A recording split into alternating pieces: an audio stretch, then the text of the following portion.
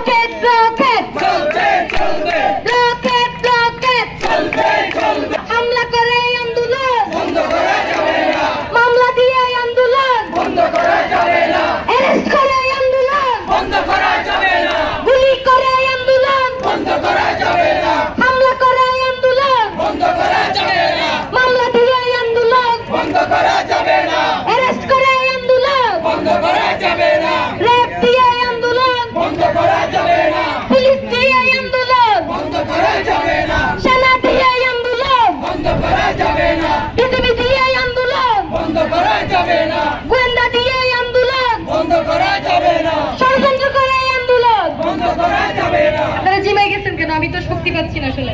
জিমে গেলে হবে আমরা দেখেছি জুলাইয়ে এই রুকিয়া জনসমুদ্রে পরিণত হয়েছিল আপনাদের কি সেই 3 তারিখ 4 তারিখের কথা মনে আছে সেই জনসমুদ্র আবার হবে রাজপথে 10 জন না আমরা মরতেও প্রস্তুত তবে আমাদের অধিকার আদায়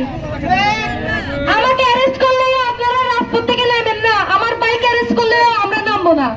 এবং এখান থেকে এইটার ফাইসলা নিয়েই যাব আমাদের দাবি একদম সিম্পল আমরা জানি জনদুর্ভোগ অনেক কষ্টের হচ্ছে আমি আপনাদেরকে একটা জিনিস বলতে চাই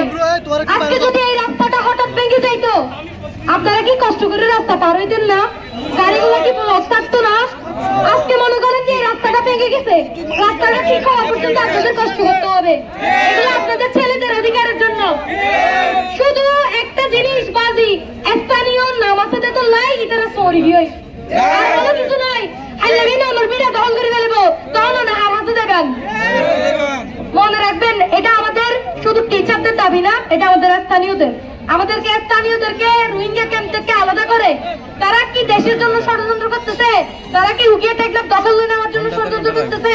আমরা কিছু যাতে না জানি তারা এই জন্য স্থানীয়দেরকে আস্তে আস্তে বের করে দিচ্ছে সেই রোহিঙ্গার নানা দাদি সবাই চাকরি করবে বিদেশি সবাই চাকরি করবে কিন্তু স্থানীয় করে ঢুকতে পারবে না এখন কত হইছে তারা আমার বাসায় বাপ খাইতে দিলাম কেন সে আমাকেই বের করে দিবে সে আমার বাসায় থাকবে এই কাজ হবে না এগুলো চলবে না অনেকদিন চলছে